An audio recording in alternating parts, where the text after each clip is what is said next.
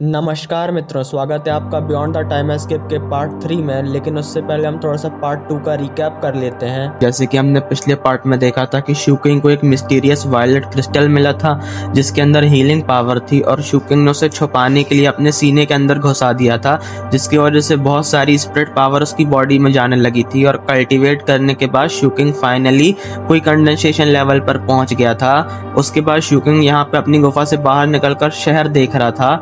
फिर उसे अचानक वो लाशें दिखी जो आवारा पड़ी हुई थी। उसने उनका अंतिम संस्कार करने का सोचा, और वो ऐसा कर ही रहा था तभी उसके पीछे से एक मिस्टीरियस सी आवाज आई। खैर, पार्ट 3 की शुरुआत भी वहीं से होती है। शूकिंग पलट के पीछे देखता है, करीब 70 या 80 फीट की दूरी पर 7 आदमियों और औरत का एक समूह खड़ा था। वो थोड़ा फैल कर खड़े थे। उन्होंने ग्रे रंग के लेदर के कपड़े पहने हुए थे। उनके पास बैग और बोरियां थी। साथ ही उन सबके पास हथियार भी थे। 3 के पास तीर कमान थे और 2 के पास तलवारें थी। हथियार उनकी पीठ पर बंधे हुए थे, लेकिन ऐसे की जरूरत पड़ने पर तुरंत निकाल सकें। उनमें जो बीच में एक आदमी अकेला खड़ा था, उसने लड़ने वाले लोहे के ग्लव्स पहने हुए थे। जिस बंदे ने वो अजीब सी आवाज निकाली थी वो एक लंबा चौड़ा तगड़ा आदमी था। उसके हाथ में एक कुल्हाड़ी थी। वो शूकिंग के सबसे करीब था। उसके डरावने चेहरे पर कई चोट के निशान थे और उसकी घनी दाढ़ी थी। उसकी आंखों में एक अलग ही क्रूर चमक थी और वो एक शैतानी मुस्कान के साथ आगे बढ़ रहा था। शूकिंग ने एक ही नजर में सब कुछ भांप लिया। जिस तरह से वो लोग बिखरे हुए खड़े थे, उन्हें देखकर लग रहा था कि वो आमतौर पर एक साथ काम नहीं करते, बल्कि अपनी सहूलियत के लिए बस कुछ टाइम के लिए टीम बनाई है। शूकिंग को समझने में कोई दिक्कत नहीं हुई कि ये लोग कौन थे। ये सब स्कैवेंजर्स थे। साउथ फिनिक्स में स्कैवेंजर्स की कोई कमी नहीं थी। इनमें से बहुत से लोग खूंखार लोग होते थे जो किसी भी हद तक जा सकते थे, और वो एक ऐसी जिंदगी जीते थे जहां कमजोर लोग हमेशा ताकतवर का शिकार बनते हैं। क्योंकि फॉरबिडन रीजन के ऊपर हो रही खून की बारिश अब रुक गई थी, तो उसके चारों ओर का बैरियर खुल गया था, और इसी की वजह से ये लोग यहाँ खींचे चले आए थे। ये फॉरबिडन रीजन उनके लिए खतरनाक था, लेकिन ये वो लोग थे जो हमेशा मौत के मुहाने पर जीते थे। इसलिए यहाँ मिलने वाला सामान उनके लिए बहुत बड़ा लालच था। शहर की लगभग हर चीज इन्फेक्ट थी, लेकिन फिर भी यहाँ से ले जाने लायक बहुत सी कीमती चीजें बची थी।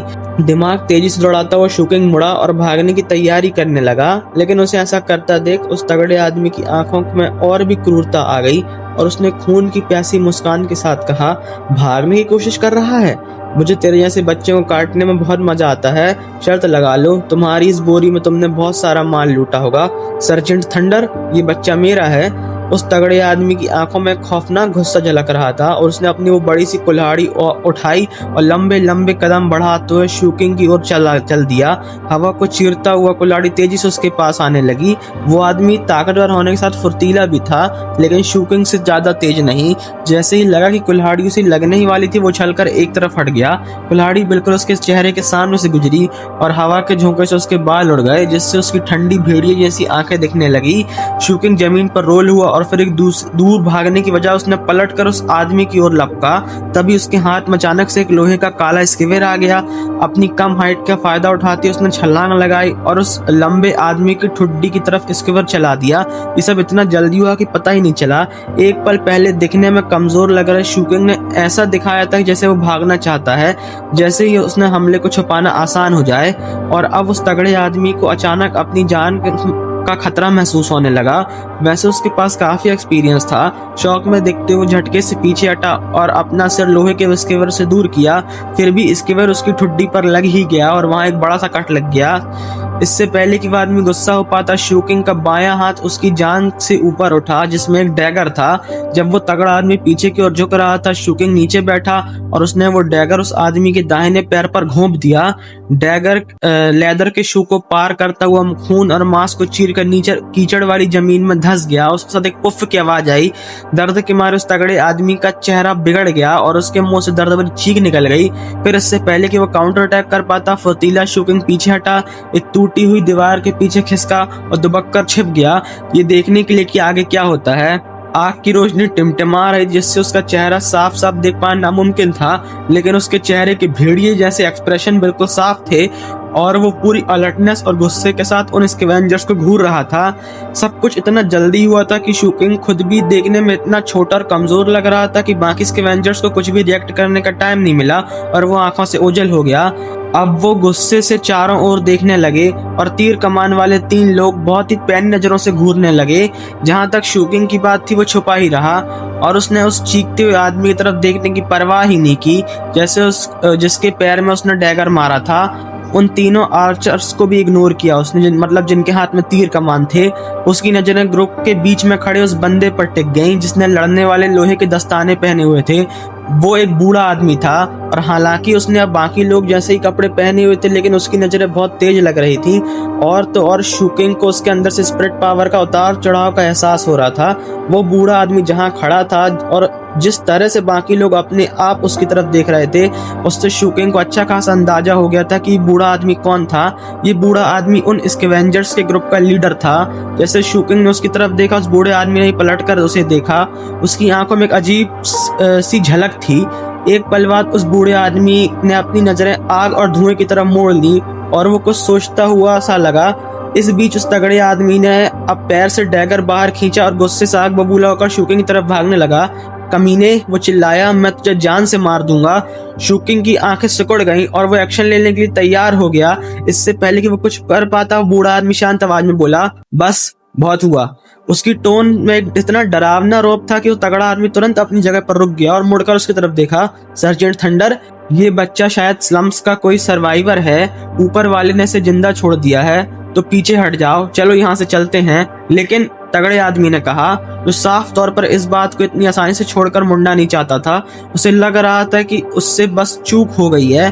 अगर वो हमला जारी रखता तो उसे शूकिंग की गर्दन तोड़ने में बस कुछ सेकंड लगते। लेकिन इससे पहले कि वो बहस करके बढ़ पाता, उस बूढ़े आदमी ने बहुत ही कैजुअल तरीके से कहा, क्या तुम सच में मुझे पलट कर जवाब देने वाले हो?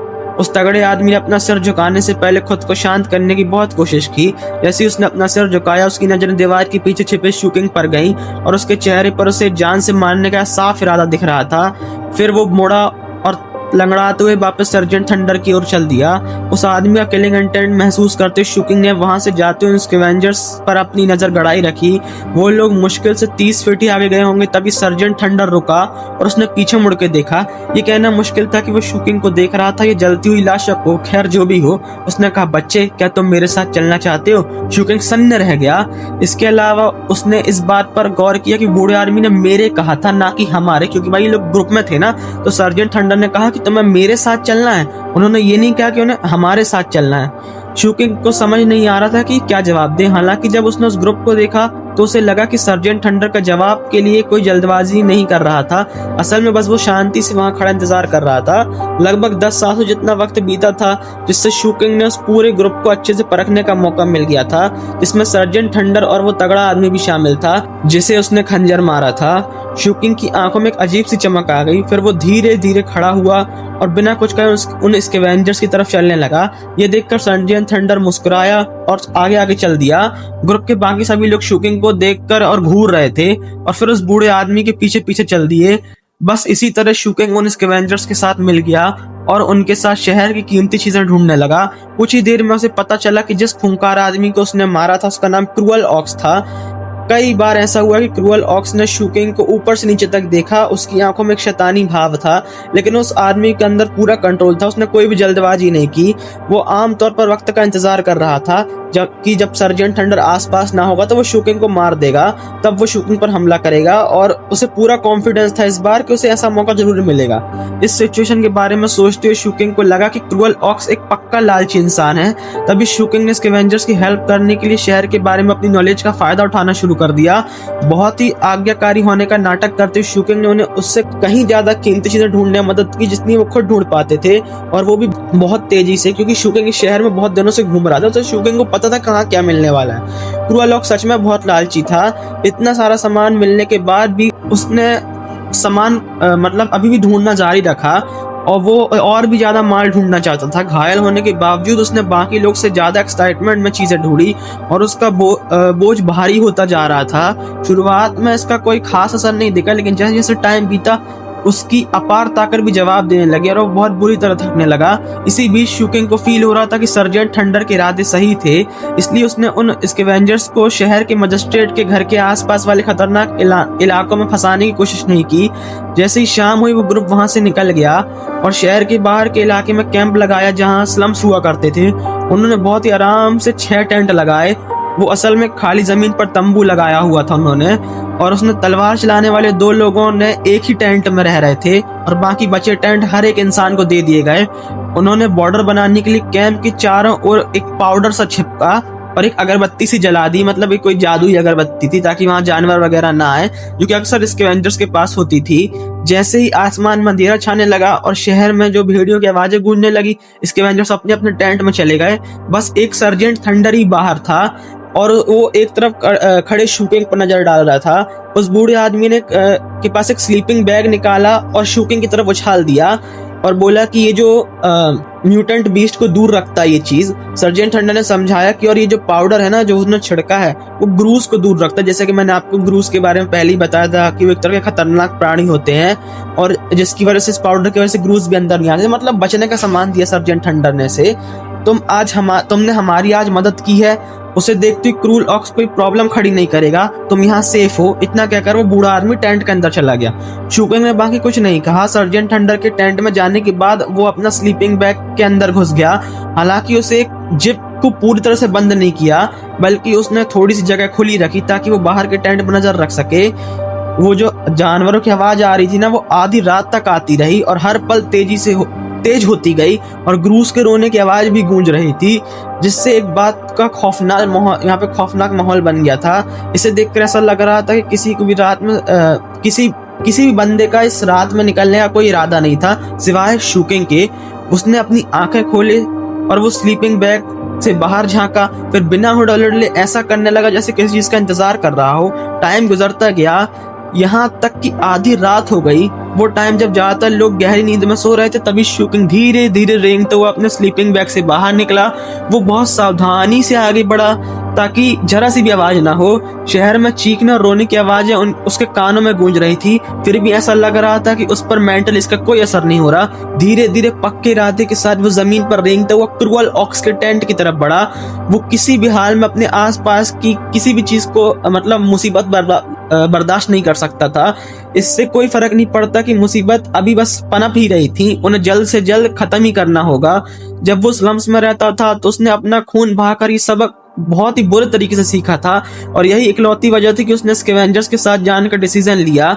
मतलब बंदे कैसा था, बंदे से किसी ने पंगा लिया तो उसे जिंदा नहीं छोड़ना चाहेगा। और तो और उसने इतना हेल्पफुल बनने की बजाय और क्रूअल ऑक्स के लिए इतनी सारी चीजें ढूंढने में इसलिए मदद की ताकि वो क्रूअल ऑक्स है वो थक जाए और वो उसको आराम से मारा जा सके। यही रीजन था कि इतनी हजूरी का उसने नाटक भी किया था। ये सब इसी पल के लिए था, वो पल जब वो दाव खेलने वाला था। जैसे ही शूकिंग धीरे धीरे टेंट के करीब पहुंचा, उसकी आंखें बिल्कुल शांत थी। वहां पहुंचकर वो जल्दबाजी में अंदर नहीं घुसा, उसकी बजाय वो वहां दुबक कर बैठ गया। काफी देर तक ध्यान से सुनता रहा। उसे खर्राटों की आवाज सुनाई दी और ये लगातार एक जैसी स्पीड में खर्राटे थे, जो आमतौर पर कोई नाटक नहीं था। आंख से कोड़ते उसने अपना ब्लैक आयरन स्क्वेयर निकाला और सावधानी से टेंट के अंदर छेद किया और फिर उसके अंदर दाखिल हुआ। अंदर अंधेरा था, लेकिन वो फिर भी क्रूअल ऑक्स को वहां सोते हुए देख सकता था। जैसे कि मैंने आपको बताया था कि शूकिंग कोई कंडेंसेशन में पहुंच गया था और कोई कंडेंसेशन लेवल पे पहुंचने के बाद अंधेरे में देखने में बिल्कुल दिक्कत नहीं होती। फिर दिन भर जितना इस क्रूअल ऑक्स ने बोझ उठाया था ना, और उसको चोटें भी लगी थी। मतलब ये जो क्रूअल ऑक्स था ये बुरी तरह से थक चुका था। एक ताकतवर एक्सपर्ट होने के नाते क्रूअल ऑक्स ने कभी ये नहीं सोच सकता था कि एक लड़का जो इतनी चापलूसी कर रहा था वो बाकी सभी स्कैवेंजर्स के होते हुए भी रात के वक्त उसके लिए खतरा बन जाएगा। और जाहिर है कि इसे इस बात का बिल्कुल भी आइडिया नहीं था कि उसके टेंट के अंदर एक बिन बुलाए मेहमान आ चुका है। जब शूकिंग ने क्रूअल ऑक्स को घूरा तो उसकी आंखों में गहरे समंदर की तरह शांत लग रही थी। वो खिसकता हुआ पास गया जब तक कि वो उस आदमी के बिल्कुल ऊपर नहीं आ गया। फिर उसने अपना चमकता हुआ कालन स्क्वेयर उठाया और गले के ऊपर रख दिया। बिना किसी झिझक के उसने अंदर घोंप दिया उस क्रूअल ऑक्स की गर्दन के। उसने इतनी स्पीड और फोर्स से वार किया कि उसका सिर धड़ से अलग हो गया। खून का फुहारा बाहर फूट पड़ा। उस भयानक दर्द की वजह से क्रूअल ऑक्स आंखें झटक से खुल गई और उसने शूकिंग का एक्सप्रेशन लेस चेहरा देखा, क्रूअल ऑक्स के चेहरे पर एक मतलब खौफ सा छा गया। वो चिल्लाने ही वाला था, लेकिन शू किंग का बायां झटके से उसकी ओर बढ़ा, उसका मुंह दबा दिया ताकि वो आवाज न निकाल सके। क्रूअल ऑक्स ने हाथ पैर मारे, उसकी आंखें फटी की फटी रह गईं, उसका शरीर ऐंठने लगा। फिर भी शू किंग की पकड़ बिल्कुल सिकंजे की तरह थी किसी। इसके अलावा उसने अपना पैर उठाया और क्रूअल ऑक्स के गले पर रख दिया, जो कि आधा कटा हुआ था, ताकि उसके अपनी जगह पे बनाया जा सके, और एकदम फोर्स के साथ उसने मार दिया उसको। खून लगातार बहता रहा। क्रूअल ऑक्स किसी बिना पानी के तड़पती हुई मछली की तरह लग रहा था। उसमें निराशा भर गई और फिर उसकी आंखें रहम की भीख मांगने लगी। फिर भी शू किंग का चेहरा पहले की तरह एकदम शांत रहा। क्रूअल ऑक्स अभी भी स्ट्रगल ही कर रहा था, लेकिन झटपटाने से कुछ नहीं हो सकता था। करीब 10 सांसों जितना टाइम बीता था, क्रूअल ऑक्स कमजोर पड़ने लगा। फाइनली उसके शरीर में कंपन हुई और वो ढीला पड़ गया। मरने से पहले के आखिरी पल में उसकी आंखें पूरी तरह से लाचारी और खौफ से भर गई थी। शू किंग ने अपनी पकड़ तुरंत नहीं छोड़ी। उसने थोड़ा वेट किया, ये पक्का करने के लिए कि वो आदमी सच में मर चुका है। उसके बाद उसने अपना हाथ उठाया। खून पोंछने के बाद उसने अपनी बोरी के अंदर से कपड़े में लिपटा हुआ वो एक सांप का सिर निकाला। जैसे कि मैं आपको पहले बताया था कि शू किंग के पास एक सांप का सिर भी था। बहुत ही सावधानी बरतती उसने वो जो सांप का सिर था ना, उसको खोला और उसके दांत क्रूअल ऑक्स की स्किन में डाल दिए। जैसे ही उस सांप का जहर क्रूअल ऑक्स के अंदर गया, तो जो क्रूअल ऑक्स की चमड़ी थी वो हरे रंग और की होने लगी, उस पर छाले पड़ने लगे और उसका शरीर तुरंत डिसॉल्व होने लगा।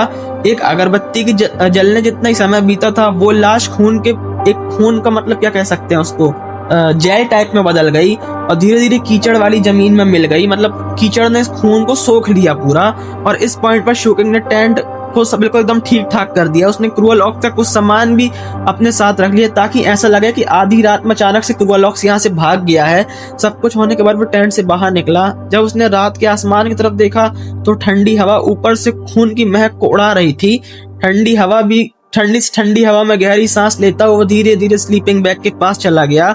वापस अंदर जाने के बाद आखिरकार उसे लगा कि वो रिलैक्स कर सकता है। अपने खतरे को उसने पूरी तरह से खत्म कर दिया और उसने आंखों में तुरंत बंद करके सो गया। जाहिर है कि उसने अपना ब्लैक स्केवर अपने हाथ में कस के पकड़ा रखा। ये रात बिना किसी मुसीबत के बीत गई।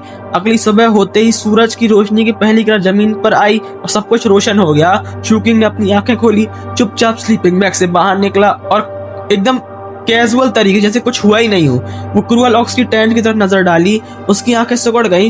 क्रूअल ऑक्स का टेंट वहां से गायब था। शू किंग का दिल बैठ गया और उसकी अलर्टनेस और भी बढ़ गई। लगभग उसी वक्त बाकी सभी स्कैवेंजर्स भी अपने अपने टेंट से बाहर आने लगे और सब ने एक चीज नोटिस की कि क्रूअल ऑक्स का टेंट गायब था। उनमें से कुछ ने तो आसपास देखना शुरू कर दिया कि क्रूअल ऑक्स गया कहाँ, लेकिन वहां कुछ नहीं था। क्रूअल ऑक्स अपने टेंट के साथ पूरी तरह से गायब हो चुका था। वो लोग जल्द ही उस कंक्लूजन पर पहुंच गए। क्रूअल ऑक्स के मन में बहुत ज्यादा लालच था, जिसकी वजह से वो सारा लूटा वो सामान बांटने की जगह लेके भाग गया। उसने धोखा दे दिया सबको। और अगर कोई भी रीजन रहा हो तो ये जाहिर है कि उसने गुड बाय कहने की जरूरत नहीं समझी।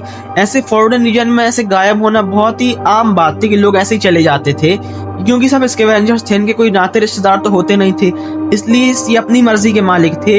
ये सिर्फ अपनी सहूलियत के लिए बनाई गई एक टीम थी और क्रूअल ऑक्स भी यहाँ का एक अकेला भेड़िया ही था। लेकिन इसी वजह से बाकी स्कैवेंजर्स की इस बात की कोई परवाह नहीं थी कि क्रूअल ऑक्स के साथ क्या हुआ। जहां तक रही बात शू किंग की थी, तो किसी ने नहीं सोचा था कि उनमें से एक का हाथ हो सकता है। और क्योंकि उनके पास इस मामले की गहराई के लिए कोई भी चीज नहीं थी कि इस पर इन्वेस्टिगेट कर सकें, तो वो जल्दी इस बात को भूल गए। हालांकि जब सर्जेंट थंडर ने अपना स्लीपिंग बैग्स वापस लिया, तो उसने शू किंग को एक बहुत गहराई से देखा। क्या तुम भी मेरे साथ चलने वाले हो? उसने पूछा। उन शब्दों का बहुत से मतलब थे। शू किंग ने इस सवाल का कोई जवाब नहीं दिया और न इस बूढ़े आदमी ने आगे कुछ कहा। इसके बजाय वो बाकी स्कैवेंजर्स पर चिल्लाया कि अब सूरज निकल गया है और जल्दी करो, आगे बढ़ो। शू किंग जहां था वहीं खड़ा रखा। उसे समझ नहीं आ रहा था कि वो क्या कहे। उसने मुड़कर शहर के उन खंडरों को देखा। उसने वापस सर्जेंट थंडर की तरफ देखा। थोड़ा और सोचने के बाद वो उनके पीछे पीछे चलने लगा। 6 स्कैवेंजर्स और एक बच्चा आगे बढ़ रहे थे। सूरज की रोशनी उनकी परछाइयों पे होकर लंबी हो रही थी। दूर की हवाएं बह रही थी, मानो सिसकियां ले रही हो और आह भर रही हो। सुबह की धूप नीचे के नीचे चलते हुए शू किंग उन स्कैवेंजर्स से बातचीत सुन रहा था। इसे कहते हैं ऊपर वाले का कहर। पूरा शहर ही तबाह हो गया। अब दुनिया में एक फॉरवर्ड रीजन और बन गया। ये तो कुछ नहीं। क्या तुम्हें पता है कि नॉर्थ में एक शहर के बारे में तुमने कभी सुना है? करीब 8 या 7 साल पहले वहां भी गॉड ने आंखें खोली थी और पूरा शहर अचानक गायब हो गया था, जैसे कि उसका कोई वजूद ही ना हो। आहिस्ता आहिस्ता वो दूर कहीं आंखों से ओझल हो गए। साउथ फिनिक्स कॉन्टिनेंट के इस पूर्वी हिस्से में मौजूद ये फॉरबिडन रीजन कोई बहुत बड़ी जगह नहीं थी। जिन शहर के खंडरों को शूकिंग और वो स्कैवेंजर्स पीछे छुड़ाए थे वो बस उसके बाहरी किनारे पर थे। यही वजह थी कि जिस दिन आखिरकार सूरज निकला उसी दिन उन स्कैवेंजर्स ने एंट्री मारी थी और यही रीजन भी था कि सनसेट होते ही वो उन खंडरों से बाहर निकल आए। रास्ते में उनका सामना कुछ म्यूटेंट बीस्ट से हुआ लेकिन उन स्कैवेंजर्स ने झट से निपटा दिया। शूकिंग ने उन्हें लड़ते हुए देखा और उन पर थोड़ा थोड़ा अंदाजा भी लगा लिया, जैसे कि उनसे पूरा यकीन था कि सर्जेंट थंडर को छोड़कर किसी भी अकेले स्कैवेंजर्स को आमने सामने टक्कर में हरा सकता है। ये लोग कल्टिवेटर्स तो नहीं है लेकिन ये पूरे कॉन्फिडेंस और खूंखार तरीके से लड़ते हैं और इसी तरह के लोग मौत का सामना बिना डरे करते हैं और ये बात उनको बहुत खतरनाक बनाती है।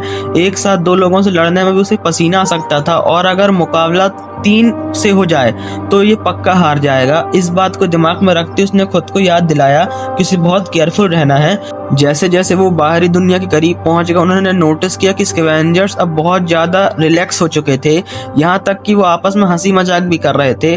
बस एक सर्जेंट थंडर ही थे जो इस मजाक में शामिल नहीं थे, बाकी किसी को भी इस बात से कोई प्रॉब्लम नहीं थी, बल्कि ऐसा लग रहा था जैसे वो सब उनकी बहुत इज्जत करते हों। और जाहिर है कि इस बात ने शूकिंग के अंदर क्यूरियोसिटी जगा दी थी कि आदि बूढ़ा आदमी है कौन। हालांकि इस क्यूरियोसिटी को उसने अपने अंदर ही रखा और अपनी अलर्टनेस को भी जारी रखा। तब भी नहीं जब वो फॉरबिडन रीजन से बस बाहर निकलने ही वाले थे पूरे टाइम वो स्कैवेंजर्स के पीछे पीछे चलता रहा लेकिन किसी से भी ज्यादा करीब नहीं गया। फिर भी वो इतना तो पास था कि उनकी बातें सुन सके। जब आसमान में अंधेरा छाने लगा तब शूकिंग को हवा में एक हल्की गर्माहट सी फील हुई। अपनी जगह पर रुकते उसने पीछे छूटे हुए उस फॉरबिडन रीजन को एक बार देखा और फिर आगे की तरफ नजर दौड़ाई। ऐसा लग रहा जैसे आसमान से जमीन तक कोई इनविजिबल बैरियर खींची हो। इस बैरियर के अंदर फॉरबिडन रीजन था जहां सब कुछ जमा देने वाली ठंडी महसूस हो रही थी और बैरियर के बाहर आम दुनिया जहां बसंत ऋतु का मौसम था और थोड़ी सी गर्माहट थी। वो फॉरबिडन रीजन के बाहर आ चुके थे। बाहर रात का वक्त था लेकिन उनके सिर के ऊपर तारों से जगमगाता आसमान था और साथ में चमकदार चांद भी। जमीन अभी सूनी सी लग रही थी लेकिन वो फॉरबिडन रीजन की इस खतरनाक जगह जैसी नहीं थी। अपने आप परिंदे और जानवरों की आवाज सुन सकते थे। दूर एक झाड़ी थी। शूकिंग ने एक खरगोश को देखा जो उन्हें वहां से गुजरता हुआ सावधानी से देख रहा था। वो बस खोया खोया सा सब कुछ घूर रहा था। बाकी स्कैवेंजर्स पहले से यही रिलैक्स हो चुके थे, यहाँ तक कि सर्जेंट थंडर भी अब पहले से कम टेंशन में लग रहे थे। एक बार फॉरबिडन रीजन से बाहर निकलने के बाद स्कैवेंजर्स पूरी तरह से चिल हो गए और आपस में कैजुअल बातचीत करने लगे। आखिरकार हम बाहर आ ही गए। इस बार सब सही रहा लेकिन फिर भी शायद ये आखिरी बार है जब मैं किसी ऐसे फॉरबिडन रीजन में कदम रखूंगा। वापस नहीं जाओगे? अगर इस घटिया दुनिया में जिंदा रहना है और अगर एक अच्छी लाइफ जीनी है तो मैं फॉरबिडन रीजन में अपनी जान दांव पे लगानी ही पड़ेगी। आज नहीं तो कल मैं 7 ब्लड आइस में किसी शहर में प्रॉपर्टी खरीदने वाला हूँ। ऐसा वो लोग आपस में बात कर रहे थे। शूकिंग अभी भी चुप था लेकिन वो सब कुछ ध्यान से सुन रहा था। अब तक उसने इसी तरीके का इस्तेमाल करते हुए काफी कुछ सीख लिया था। एग्जाम्पल के लिए कि उसने कई बार 7 ब्लड आइस के बारे में बात सुना था और समझ गया था कि ये कोई पावरफुल ऑर्गेनाइजेशन है। उसने उन्हें कई मौके पर वायलेंट लैंड्स का भी जिक्र करते हुए सुना।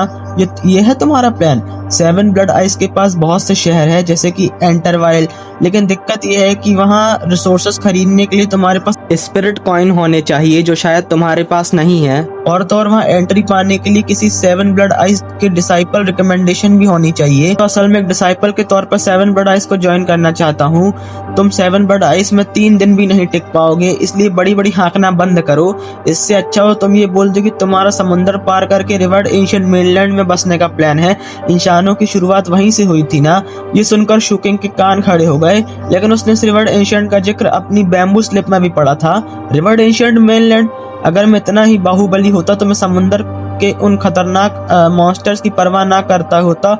और तुम्हें क्या लगता है मैं वहां नहीं जाना चाहता? उन दोनों स्कैवेंजर्स की बात कुछ देर तक चलती रही और ऐसी तीखी बहस होती रही। शूकिंग पूरे टाइम सुनता रहा उस उम्मीद में कि कोई इन्फॉर्मेशन हाथ लग जाए। आखिरकार सर्जेंट थंडर ने बीच में टोकते हुए कहा, रिवर्ड एंशिएंट मेनलैंड तक पहुंचना इम्पॉसिबल नहीं है।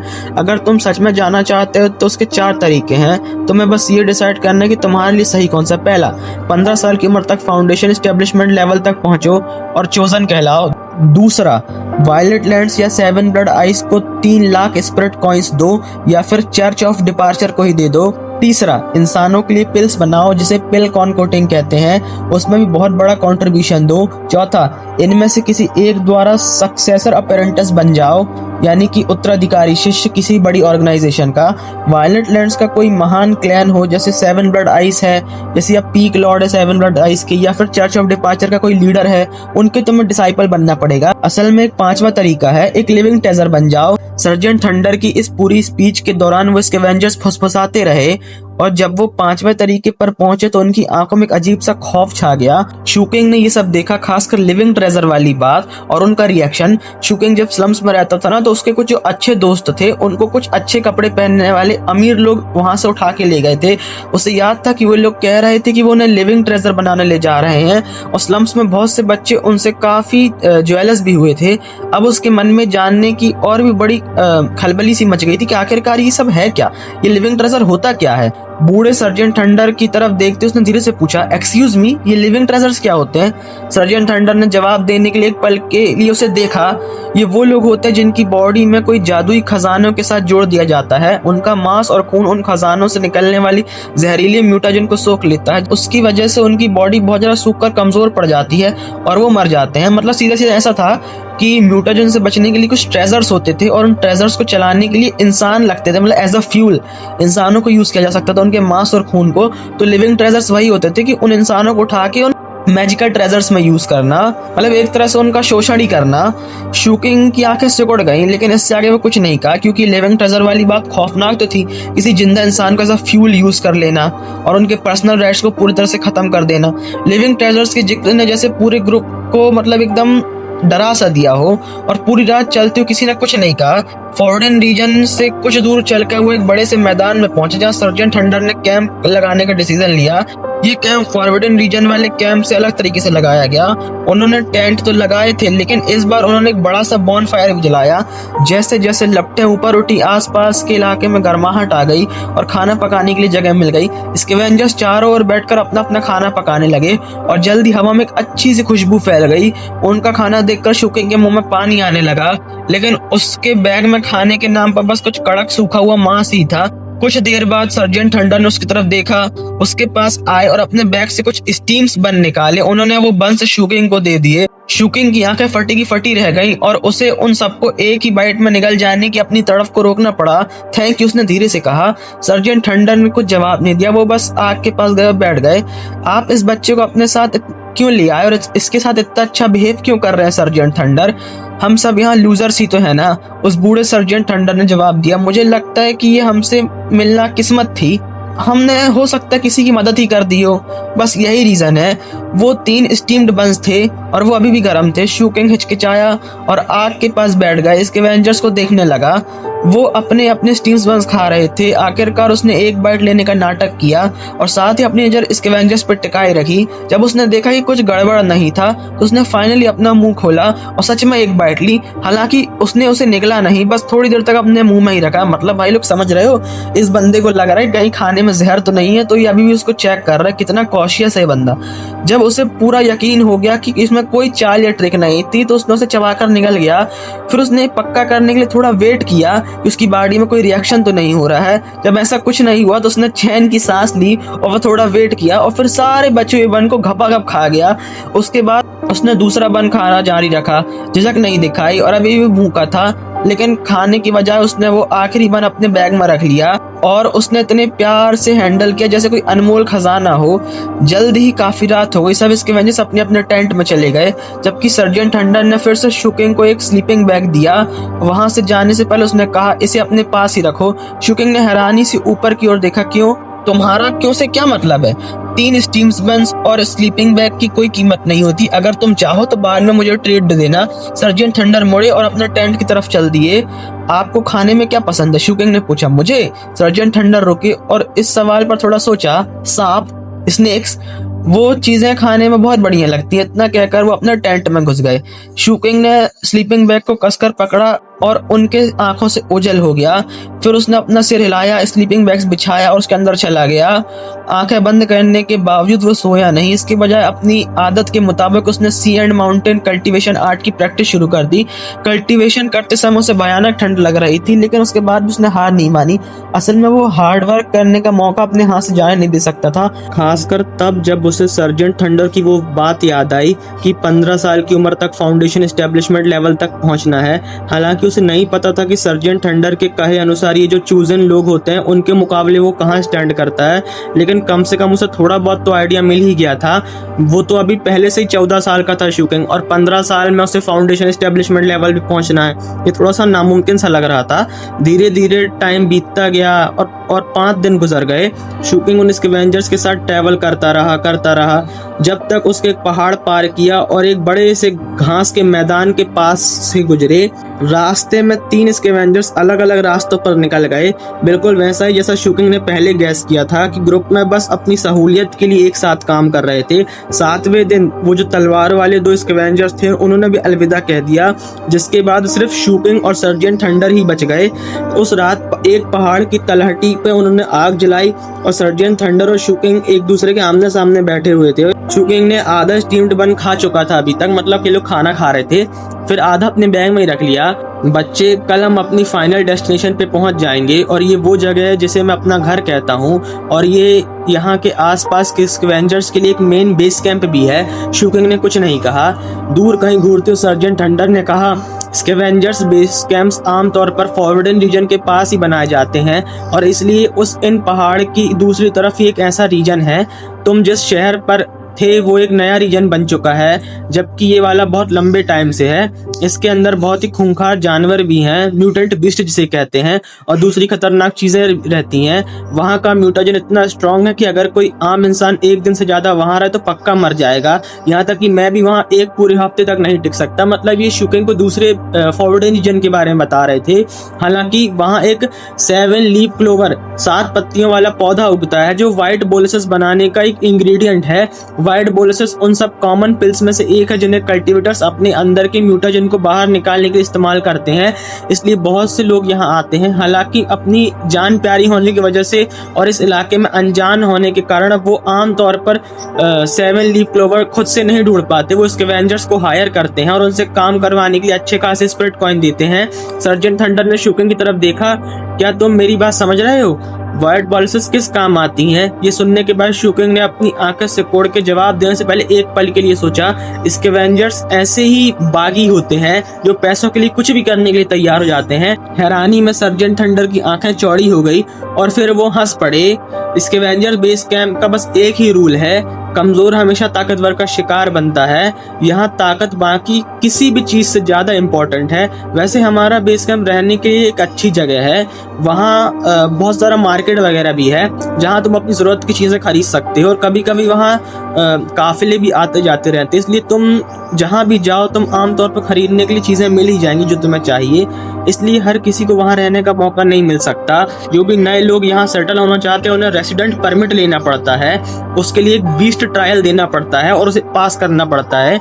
ये वहाँ के कैंप ओनर के द्वारा बनाया गया रूल है। अगर तुम टेस्ट पार कर ले तो तुम जहाँ चाहो वहाँ रह सकते हो उस बेस कैंप में, और मेरे साथ भी रह सकते हो। साउथ फिनिक्स कॉन्टिनेंट बहुत बड़ी जगह थी। अगर आसमान से बहुत ऊपर से देखा जाए तो लगभग एक अंडाकार था और चारों तरफ से समुद्र से घिरा हुआ था। ये सी ऑफ एंडलेसनेस के जरिए रिवर्ड एंशिएंट मेनलैंड से अलग था, इसलिए ये लोग लगभग ऐसे आइलैंड में रहते थे। हालांकि इतना बड़ा था कि ज्यादातर लोग अपनी पूरी जिंदगी में भी इसके एक छोर से दूसरे छोर तक पैदल नहीं जा पाते थे, और तो और इस जमीन की ज्यादातर जगह इंसानों का घुसना बहुत मुश्किल था और उन्हें माउंटेन्स ऑफ ट्रुथ ने ब्लॉक किया गया था। मतलब माउंटेन ऑफ ट्रुथ कुछ माउंटेन श्रृंखलाओं का नाम था जो इस पूरी जमीन के तिरछे हिस्सों को डायगोनल में बांटती थी। मतलब ये पूरी जमीन थी ना, इसके 2 डायगोनल थे और जिन्हें हम कहते हैं mountain of truth. Mountain of truth के साउथ वेस्ट में एक बहुत बड़ा फॉरवर्डन रीजन था जो साउथ फिनिक्स कॉन्टिनेंट का लगभग 70% हिस्सा था। केवल पहाड़ों के नॉर्थ ईस्ट में रहने वाले लोगों के लिए जगह बची थी। वो नॉर्थ ईस्ट का हिस्सा छोटे छोटे बहुत सारे शहरों से भरा हुआ था। कुछ शहर बहुत बड़े थे जिनकी दीवारें बहुत विशाल थी, तो कुछ बस छोटे मोटे गांव जैसे थे। खैर जो भी हो, ये फॉरवर्डन रीजन से दूर नहीं बनाए गए थे। जिसके पास भी चॉइस होती थी वो जानबूझकर कभी इस खतरनाक जगह पे नहीं रहना चाहते थे। केवल कुछ भगौड़े जिन्हें समाज से निकाल दिया गया है, और कुछ आवारा लोग हैं जिनका परिवार नहीं है, वो ऐसी जगहों पे इकट्ठा होते थे और ये एकदम एक दूसरे की जान लेने वाली जगह थी। मतलब रिसोर्सेज के लिए एक दूसरे को मार देते थे। ऐसे कैंप होते थे जहाँ खून खराबा हमेशा चलता रहता था। लगभग हर फॉरवर्डन रीजन के पास एक स्कैवेंजर्स बेस कैंप होता ही था, कभी कभी एक से ज्यादा भी। वो जिस पहाड़ की चोटी पर खड़ा था वहां से शूकिंग को नीचे का बेस कैंप एकदम साफ दिखाई दे रहा था। ये कोई बहुत बड़ी जगह नहीं लग रही थी और अगर उसे अंदाजा लगाना हो तो वहां कुछ सड़कें बनी होगी। आसपास 100 सड़कें थी। सुबह का वक्त था लेकिन कैंप फायर का धुआं हवा में काफी ऊपर उठ रहा था और वो जगह पहले से काफी हलचल वाली लग रही थी। इतनी दूरी से भी वो लोग चिल्लाने की, गालियां देने की, मोल भाव करने की, कपकपाने वाली हंसी सुन सकता था। जो सब आपस में मिक्स हो गए, सब भयानक सा सीन बन रहा था। जहां तक उन घरों की बात थी जिनका सर्जेंट थंडियर ने जिक्र किया था, वो सेंटर की तरफ थे और सिंपल ही थे। मतलब ज्यादा कुछ बहुत बड़े बड़े घर नहीं थे, सिंपल घर थे। कैंप के एकदम किनारे में भी कुछ घर थे और असल में और वहां पे टेंट्स भी थे। कैंप की दूसरी तरफ कुछ दूरी पर एक बहुत घना जंगल था जो गोल गोल घूमती धुआं और डरावने मॉन्स्टर्स की आवाजों से भरा हुआ था।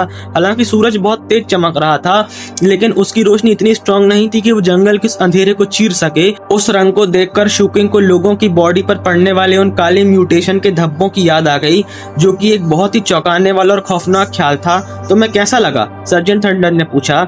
शूकिंग ने एक पल सोचा और फिर कहा, मुझे मेरे पुराने घर स्लम्स जैसा लग रहा है। सर्जेंट थंडर हंसे और फिर ढलान से नीचे उतरने लगे। शूकिंग ने बेस कैंप से नजरें उठाई और अपना फोकस सर्जेंट थंडर के पीछे चलने पे लगा दिया और वो दोनों पहाड़ से नीचे उतरे और सीधे अपने डेस्टिनेशन की तरफ बढ़ने लगे। वैसे ही आज का पार्ट 3 यहीं पे खत्म होता है। इसके आगे की स्टोरी हम जानेंगे हम नेक्स्ट पार्ट में। अगर आपको ये वीडियो पसंद आया हो तो इसे लाइक, शेयर, सब्सक्राइब जरूर करें। तो फिर मिलते हैं दोस्तों आपसे अब पार्ट 4 में। तब तक के लिए गुड बाय।